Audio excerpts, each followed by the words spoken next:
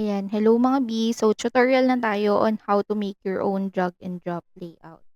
So, first, pupunta ka sa Photopea, photopea.com. So, ito po dapat yung gamitin natin kasi karamihan wala naman po talagang Photoshop. And so far, ito po yung pinakamaganda kasi pwede pong gamitin dito yung sa mga file extensions such as Adobe AI, PDF, yan, PSD, ma-open po natin dito. And pinakamaganda doon is free pa siya. So, open na natin yung in-scan natin na file. So, make sure na ang ini-scan po natin ay PD, hindi PDF. PNG po or JPEG lang ang pwede nating gamitin. Okay po? So, once na ma-open na natin siya, makikita nyo po mga sis na 'pag nag-i-scan po ako is nakaharap yung talim para mas makita natin yung, kung saan mismo yung mga cut niya. So, ang gagawin po natin first, siyempre dahil nakaharap yung talim sa atin, ang gagawin po natin is ifi-flip natin siya or imi-mirror natin siya. So, eto pong pinang-e-edit ko ngayon is iPad, puwede rin sa phone, puwede rin sa laptop. So, punta ka lang dito sa, image, transform, tapos flip horizontally. Okay, please po wala pong mag-i-skip. Medyo mahaba yung video natin, pero I'll make sure na matututo kayo. So, first, ang ginawa ko po since nakaharap yung talim 'pag nag-scan ako, ang ginagawa ko is fini-flip mo na siya or mini-mirror, okay? So, after na mag-mirror ka na, hanapin mo na 'tong, ah, eto po, makikita niyo. Wait, ayan. Iyan po, ganyan. Tapos magic eraser, okay? So, click magic eraser, i-click po natin yung mga, ah, background or yung mga hindi natin kailangan.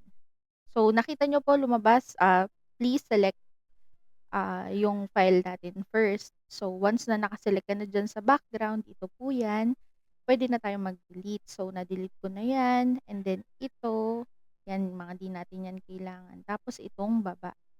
So, make sure na madi-delete natin yung mga hindi kailangan na yan. So, nakita nyo po, ang natira na lang ito. Yung mismong paper bag layout. So, once na nakita nyo na yan, okay na sa inyo, and wala ng problema sa mga background, next na pupuntahan po natin is itong, ah, control, eto po sa baba. Wait lang. Ayan, click control, tapos punta kayo dito sa rectangle select, ayan, rectangle select, and then saka nyo i-select 'tong background, ayan. So, dapat may lalabas diyan na, um, dash line. So, 'pag wala pong lumabas na dash line, ulitin po natin ulit, tanggalin natin 'yan, and then click control, rectangle select, and background. Yung mismong picture po na 'to ang iki-click nyo, ayan, yang mismong picture. So, again, 'pag hindi lumabas yung dash line na 'yan, ayan, nakikita niyo yung dash line. So, 'pag hindi niyo 'yan napalabas, uulitin niyo lang. For example, hindi natin 'yan napalabas, tanggalin ang control, tanggalin ang ganyan.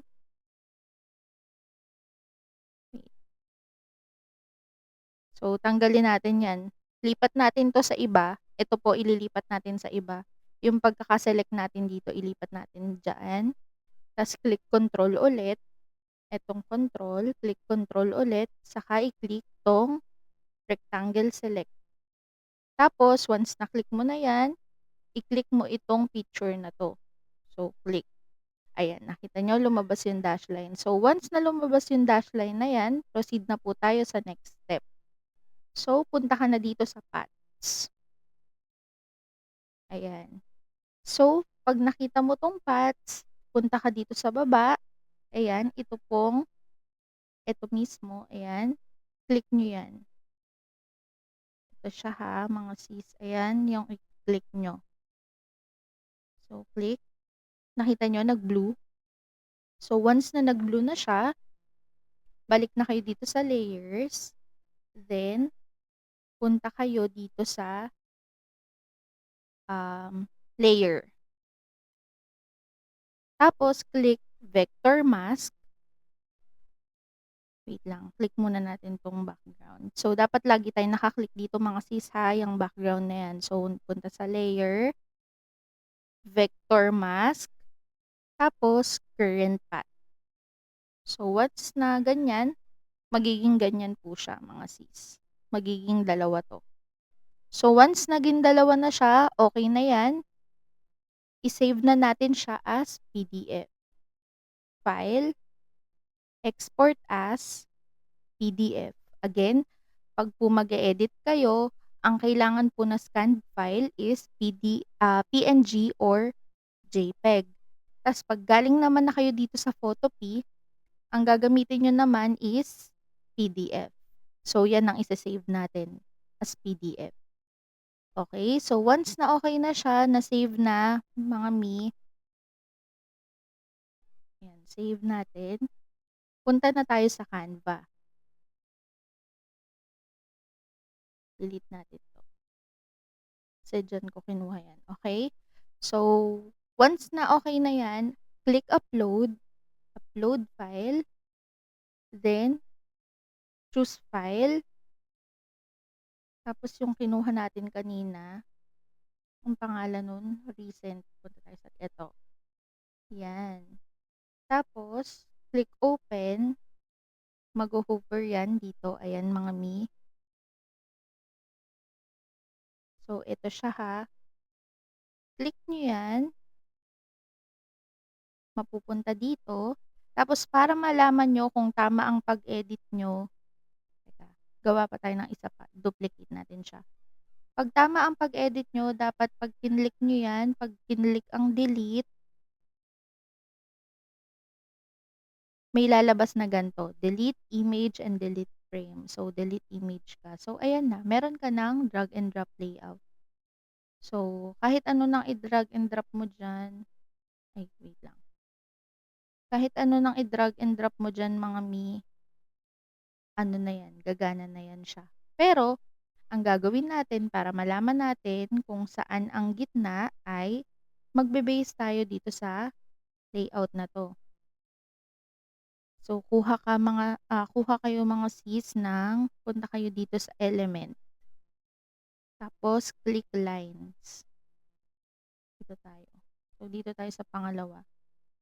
Click lines, ayan. Tapos habaan yung konti, tapos ganyan. Susundan niyo lang yung mga lines na 'yan.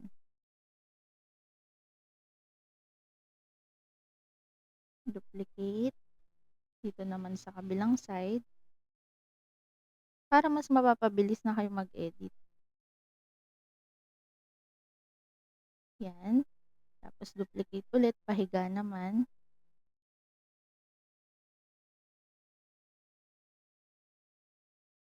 'Yan, and then isa pa ulit, duplicate natin dito naman sa taas, para alam ko kung saan ako hihinto ng layout. So, saka ko siya i-de-delete, and then 'yan, puwede na akong mag-edit. So, kung gusto ko ganyan, tapos happy birthday, alam ko na yung saan yung gitna niya, 'di ba? Unlike dito, manghuhula ka pa kung saan yung gitna. Eh, dito, ayan, makikita ko na agad saan ko siya dapat igitna.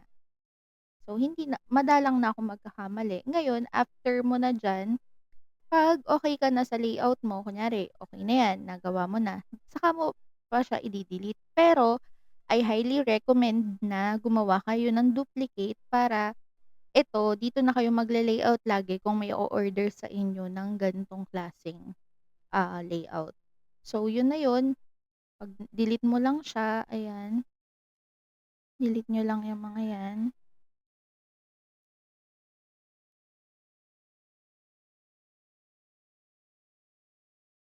'Yan, tapos i-save niyo na siya. So, ako mga sis, ang ginagamit ko pong file is PDF pa rin, PDF print and then 'yan, ganyan. Tapos saka ko siya ida-download. Then saka ko siya ipi-print ng borderless. Kasi, kailangan po natin ng borderless na printer para siyempre naka-layout tayo sa A4 mga sis. So kung hindi po borderless ang ating printer, ang mangyayari po is magshe-shrink 'yan. So hindi rin magiging kasing laki. So meron naman pong mga printer na mga mumurahin na borderless like Canon, Canon G1010, Canon G1020.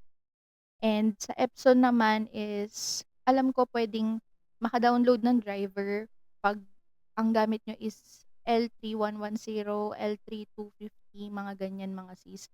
Kaso, mababang GSM lang ang puwedeng i-print niya. Unlike sa Canon G1010, G1020, makakapag-print po kayo ng mga 300 GSM paper. Kaya lang, ang downside is dye ink po siya. So, ang mare-recommend ko po talaga na maganda and puwede ang pigment printer is Epson L8050.